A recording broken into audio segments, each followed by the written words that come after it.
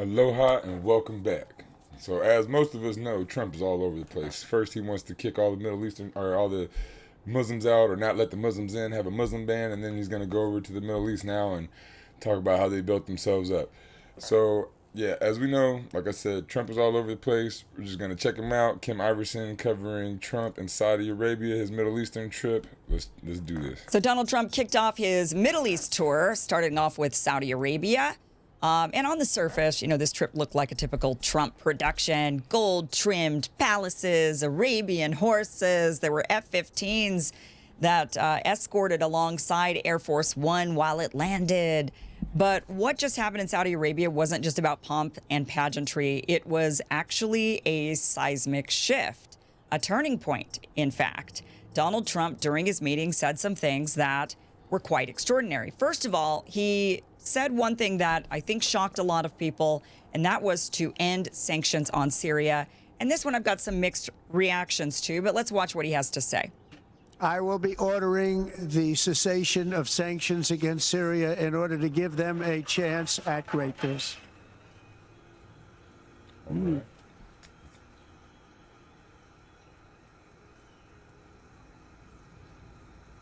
Trump is all over the place.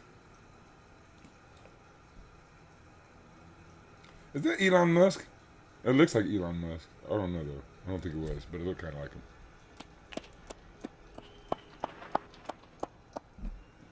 Oh, they like that, huh? And see, so if you're a Democrat, Barack was... Oh, that is Elon Musk. Okay. So if you're a Democrat, Barack Obama was bombing Syria. Barack Obama was bombing Syria. And now Trump is going to give these people a chance.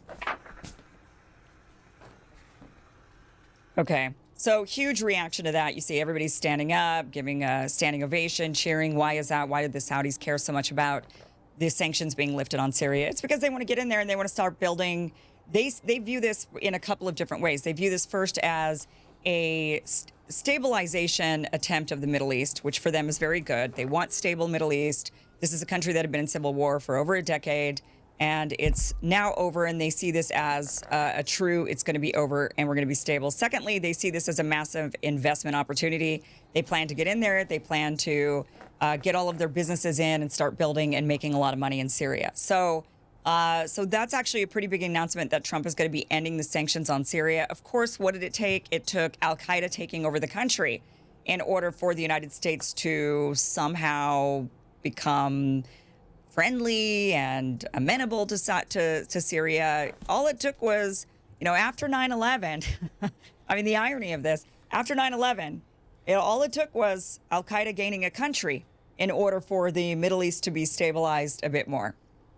So this one is a bit mixed. Obviously, we should have been doing this under Bashar al-Assad. We should have not been sanctioning and trying to topple countries and doing regime change.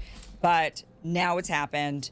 Al-Qaeda's in, and the United States, with a big dose of irony, has decided to now normalize relations with an al-Qaeda-run country. But again, it's better for the Middle East. It's better for the people of Syria. Overall, it will be better. So we'll see. There's definitely some issues with the persecution, and people are being killed in Syria, and there's a lot of terrible things going on. And we'll try to talk deeper about what this means for Syria as the week goes on, or even into next week. Second thing that Trump said during his time in Riyadh is he alluded to potentially one day becoming allied with Iran. Yet I'm here today not merely to condemn the past chaos of Iran's leaders, but to offer them a new path and a much better path toward a far better and more hopeful future. As I've shown repeatedly, I am willing to end past conflicts and forge new partnerships for a better and more stable world. Trump is all over the place. He's all attacking everybody with these tariffs, and then he wants to have peace in the Middle East, like in a real way.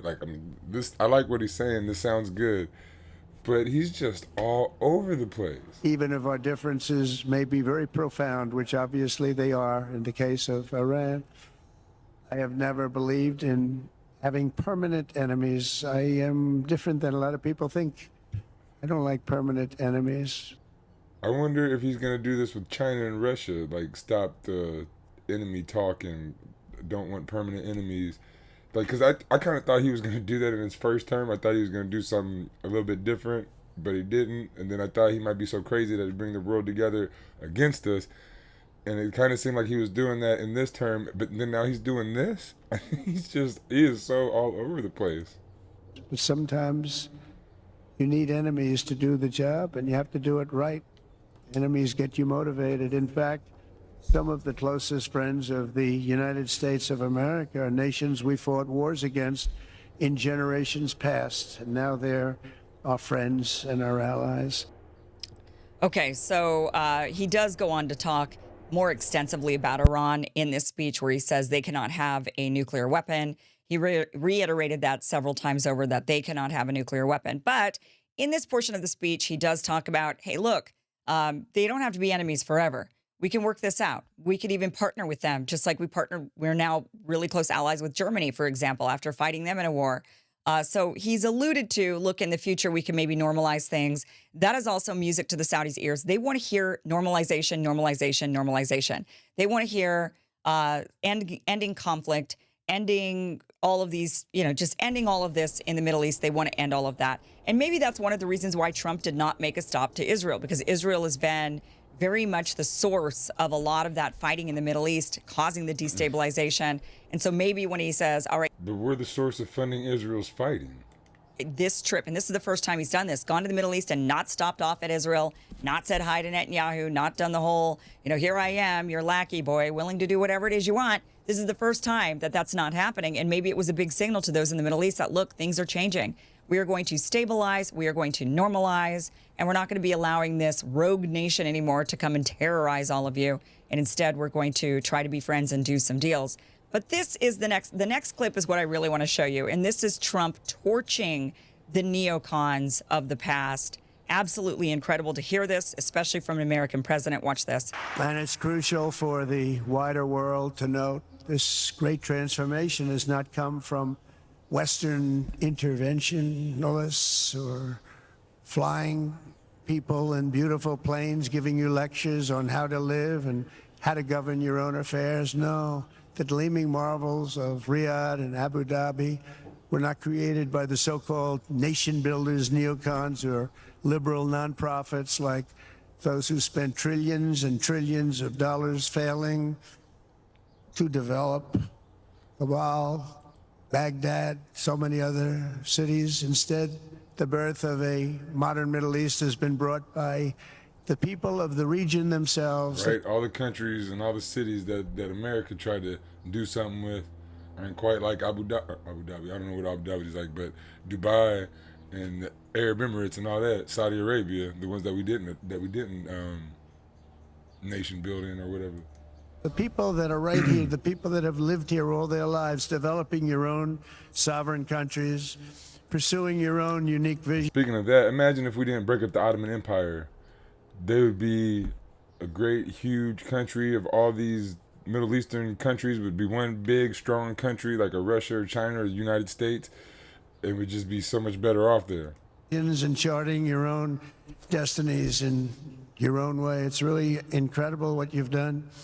In the end, the so-called nation builders wrecked far more nations than they built, and the interventionists were the interventionists wrecked far more nations than they built, and the interventionists were intervening in complex societies that they did not even understand themselves. They told you how to do it, but they had no idea how to do it themselves. It's crazy hearing Donald Trump tell the truth.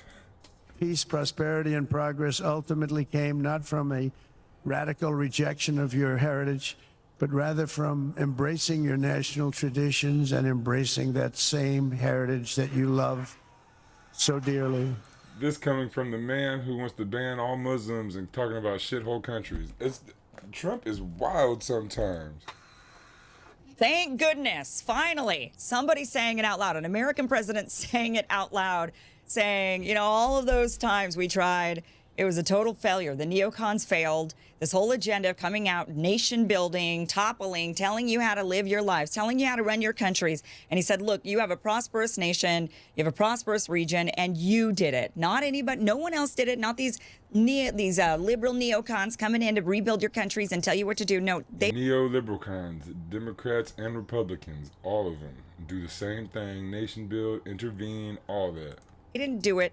They wasted a lot of money. They wasted a lot of time. They caused a lot of destruction. It was you, the people, Killing you did it. people. And that is so great to hear an American president say that. It's about damn time, quite honestly, because that was obvious. It's obvious.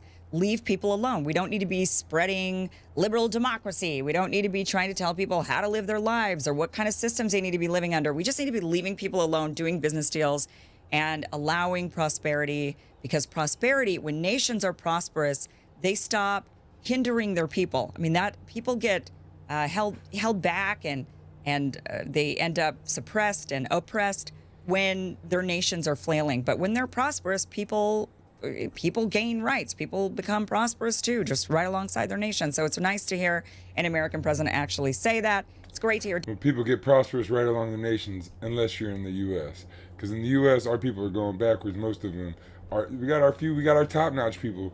They're very prosperous, but we got a lot of homeless people, a lot of prisoners. Donald Trump torched the neocons right there in that speech. Love to hear it. Love to see it. So just a little craziness from Donald Trump. You never know which way he's going. Again, I'll leave the description in the I'll leave the link in the description below.